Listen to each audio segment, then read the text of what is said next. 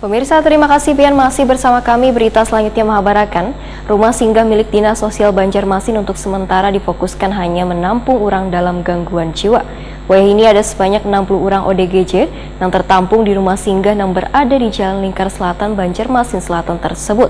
Rata-rata dari mereka adalah orang yang memiliki KTP Banjarmasin.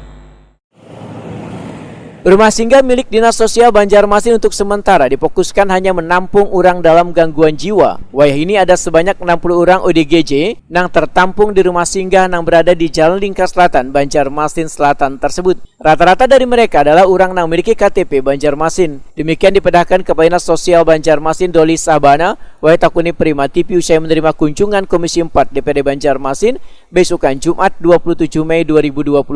Menurut Doli Sabana, shelter yang berada di rumah singgah tersebut sangat terbatas, sehingga untuk sementara orang lansia, anak terlantar, wan disabilitas masih belum bisa tertampung di rumah singgah. Terkait dengan penampungan anak gepeng, ujar Doli Sabana, diperlukan shelter yang memiliki pengamanan yang baik, lantaran mereka bisa merusak wadah penampungan tersebut untuk melarikan diri. Doli Sabana berharap adanya dukungan dari Komisi 4 DPD Banjarmasin untuk membangun shelter khusus bagi anak gepeng.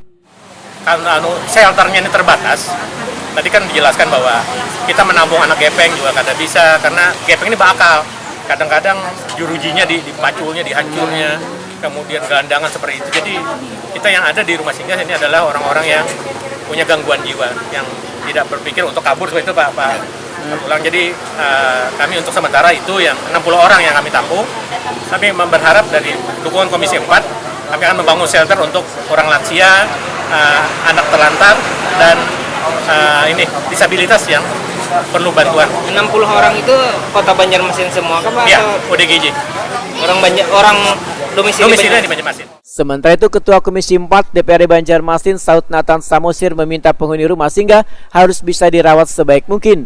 Penggunaan anggaran untuk pengelolaan rumah singgah pun harus dimaksimalkan agar penghuninya dapat lebih nyaman, termasuk gizi pada makanan yang harus memenuhi kesehatan. Politisi PDI Perjuangan ini pun berjanji akan memperjuangkan pembangunan infrastruktur yang ada di rumah singgah di Basiri, Jalan Lingkar Selatan, Banjarmasin Selatan ini.